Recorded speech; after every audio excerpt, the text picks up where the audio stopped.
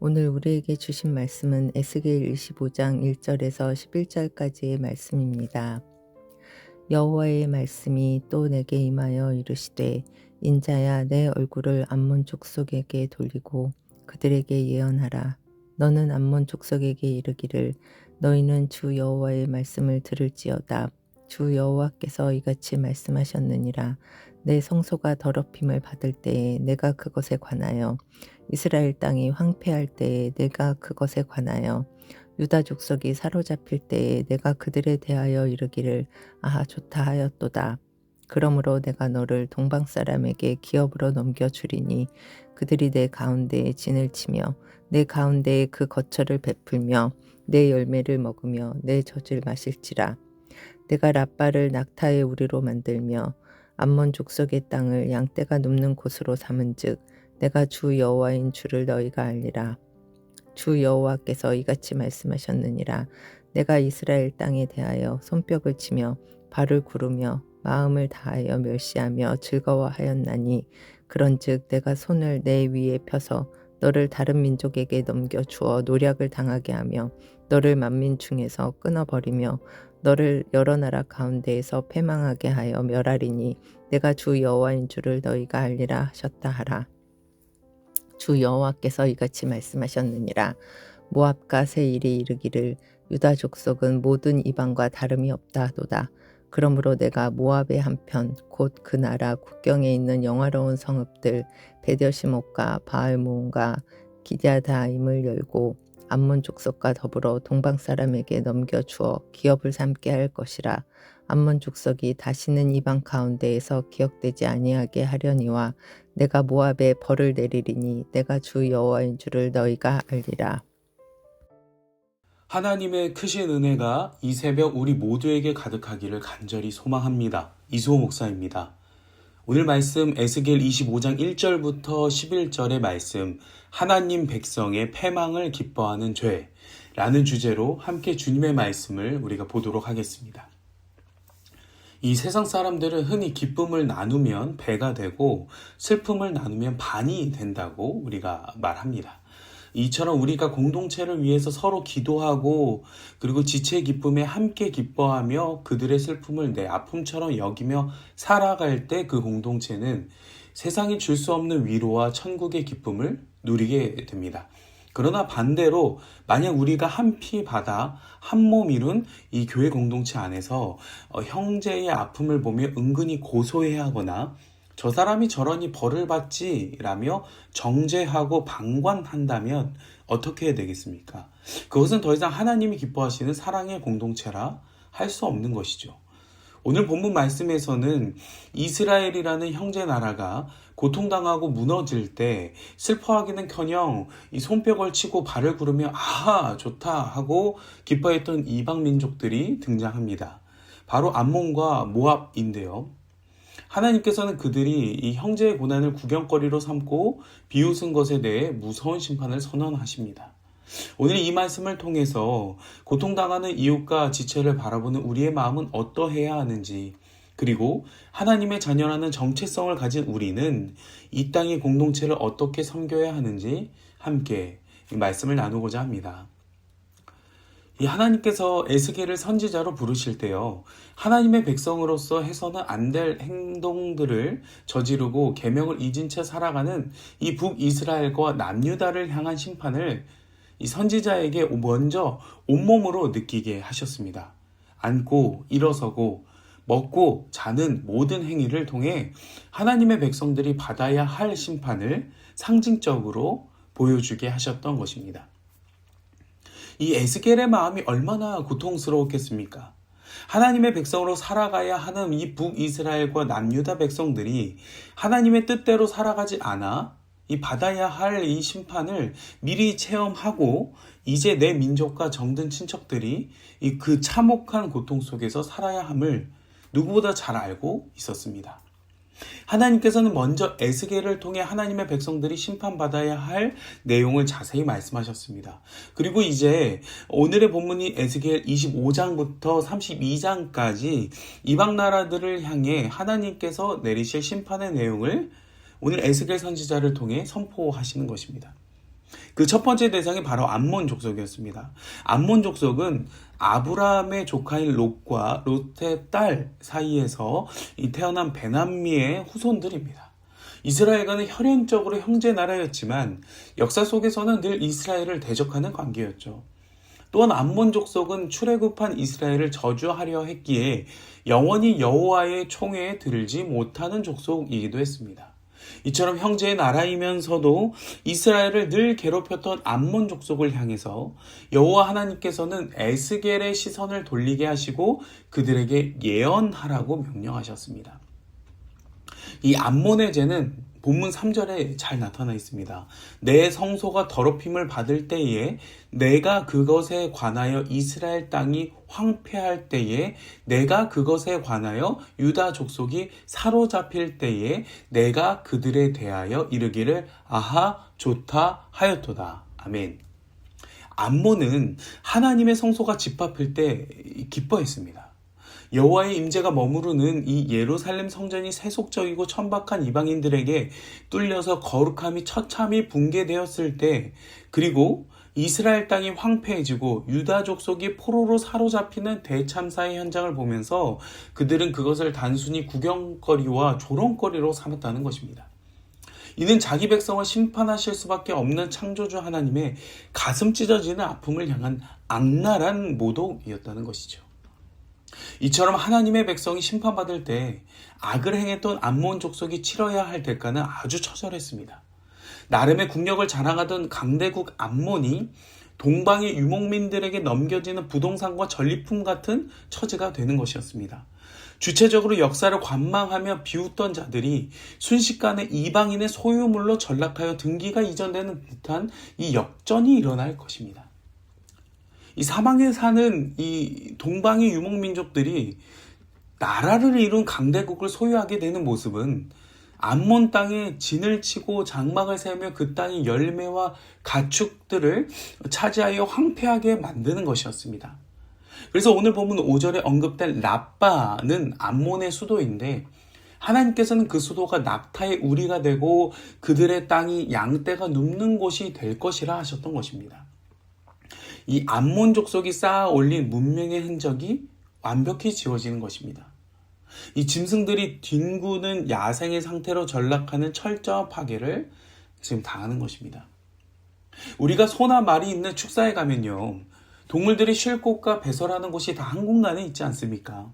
어디에나 배설물이 가득하고 그 거친 곳에서 먹고 자는 것처럼 그 화려했던 암몬의 흔적을 지금 철저히 지우시는 것이 하나님의 심판이었습니다. 그리고 이 심판을 통해서 5절 하반부에 내가 주 여호와인 줄을 너희가 알리라 하셨습니다. 이것이 바로 하나님의 능력입니다. 아브라함과 롯은요, 형제적 계보에 있었으나 암몬은 아브라함을 떠나 하나님의 백성됨을 잊고 살았고 이스라엘을 형제의 나라가 아닌 적대 관계로 대했습니다. 하나님께서는 그들의 행실을 심판하신 것입니다. 그들이 이스라엘을 멸시하던 모습을 오늘 보면 6절에서는 손뼉을 치며 발을 구르며 마음을 다하여 멸시하며 즐거워하였나니 라고 말씀하셨습니다. 하나님께서 보시기에 눈에 가시 같은 존재였습니다. 우리가 보통 개그맨들이 방송에 나와 재미있는 장면을 보여줄 때 이렇게 하지 않습니까? 그러나 암몬이 보고 기뻐했던 것은 고통당하는 하나님의 백성의 모습이었다는 것입니다. 그 모습을 보며 즐거워하고 하나님의 백성을 멸시했던 암몬 족속은 결국 이방 나라에 의해 패망하게 됩니다. 하나님을 대적하는 나라를 향한 심판은 결코 우연한 국제정세의 변화가 아니라 하나님의 백성을 멸시하고 하나님을 가볍게 여긴 자가 역사 속에서 치러야 할 대가라는 것입니다. 사랑하는 성도 여러분, 하나님은 그분의 백성이 온전하게 세워질 수 있도록 시험하시며 그들의 믿음이 단단해질 수 있도록 인도하시는 것입니다. 그렇다면 우리의 공동체 안에서 낭망하며 힘들어하는 지체가 있다면 우리는 어떻게 해야 할까요? 당연히 기도하며 위로해야 하는 것이죠. 함께 기도하며 그 지체가 일어설 수 있도록, 그 힘을 얻을 수 있도록 더 뜨겁게 기도해야 합니다. 혹여나 우리 마음속으로 내가 저럴 줄 알았어, 그렇게 하면 안 되지 하며 지체를 정죄하고 계셨다면 이 말씀을 읽는 우리 태도는 완전히 바뀌어야 할 줄 믿습니다. 하나님께서는 이 땅 가운데에 우리에게 함께할 가족과 직장의 동료 그리고 선후배와 교회의 공동체를 허락하셨습니다. 그들이 세상 속에서 낙망하고 일어날 힘을 잃어버릴 때 우리가 함께 나아가 그들의 슬픔을 감싸 안고 함께 울어주며 기도하는 거룩한 공동체가 되기를 주님의 이름으로 축복합니다. 그리고 암몬과 함께 심판받을 나라는 모압과 세일이었습니다. 이 모압은 롯의 아들 모압에 의해 형성된 민족입니다. 가나안으로 들어가는 여정 속에서 이스라엘 백성이 자기 땅을 통과하는 것을 허락하지 않았던 나라이기도 했습니다. 그리해서 암몬과 동일하게 여호와의 총에 영원히 들어가지 못하는 나라였던 것이죠. 그리고 세일은 에서의 자손인 에돔의 영토였습니다. 이 모압과 세일은요, 하나님의 백성이 유다를 향해 오늘 본문 8절에서 이렇게 죄를 범했습니다. 유다 족속은 모든 이방과 다름이 없다 하도다. 하나님의 백성들이 이방 민족의 풍습을 따르고 우상에게 절하며 하나님께서 기뻐하시지 않는 모습으로 가득 찼고 결국 이방 나라의 속국이 되어버리자 모압과 세일은 하나님 나라의 백성이라더니 너희도 바벨론이라는 강대국에게 멸망당하는구나. 우리와 다르지 않구나. 라며 이스라엘을 조롱하고 천대했다는 것입니다. 여러분, 이 멸시와 천대는요, 단순히 이스라엘을 향한 것이 아니라 하나님을 향한 멸시와 천대라는 것입니다. 모압과 세일의 이러한 태도는요, 자신들이 믿는 이방신들이 오히려 여호와보다 더 우세하다고 말하는 것과 같습니다.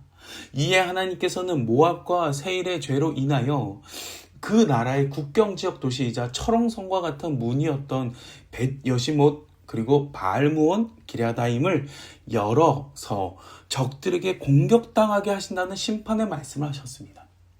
이 암몬과 동일한 심판입니다. 사막의 유목민족들은 모압과 암몬이 보기에 약하고 힘없는 민족이었을지 몰라도 하나님께서는 바로 그들을 들어서 하나님을 대적하는 오만한 민족들을 무너뜨리시는 것입니다. 이 모든 심판의 결과는 5절과 7절과 그리고 11절에 동일하게 나타납니다. 내가 주 여호와인 줄을 너희가 알리라. 아멘. 하나님께서는 심판의 원인을 분명히 하셨고 그 결과로 하나님의 손을 펴서 그들이 하나님의 백성들에게 행했던 죄대로 심판하셔서 나라가 끊어지는 고통을 당하게 하셨습니다. 이처럼 에스겔이 선포하는 심판은 열방의 오만과 무지함을 박살내는 계시적 사건입니다. 이스라엘의 하나님을 조롱하던 자들은 자신들의 땅이 짓밟히고 짐승의 우리로 변하는 끔찍한 심판의 한복판에서 비로소 여호와가 온 우주와 역사를 통치하시는 창조주심을 깨닫게 될 것이라는 것입니다. 그들이 이것을 미리 알았더라면 요나 시대의 니느웨 백성들처럼 아마 회개하지 않았을까요? 그러나 그들은 회개할 수 있는 시간이 주어졌음에도 하나님의 백성들이 무너진 것을 보며 즐거워하는 데에만 시간을 다 허비해 버렸을 것입니다. 어쩌면 암몬과 모압과 세일은 이 자신이 믿는 신들이 더 강하고 위대하다고 생각하면서 자신들의 부국강병이 영원히 이어질 줄 착각하면서 살았을 것입니다. 그렇게 하나님은 암몬과 모압을 심판하심으로써 전지전능하신 분은 오직 여호와 한 분뿐이라는 사실을 말씀을 통해 오늘 우리에게 깨닫게 하십니다. 사랑하는 성도 여러분, 하나님의 심판은 하나님의 위대하심을 깨닫게 만드는 것입니다. 암몬과 모압이 여호와의 백성들을 괴롭게 할 때 그것이 하나님의 주권 아래에 있음을 깨닫지 못한 순간부터 그들은 하나님을 대적하는 자들이 되는 것입니다.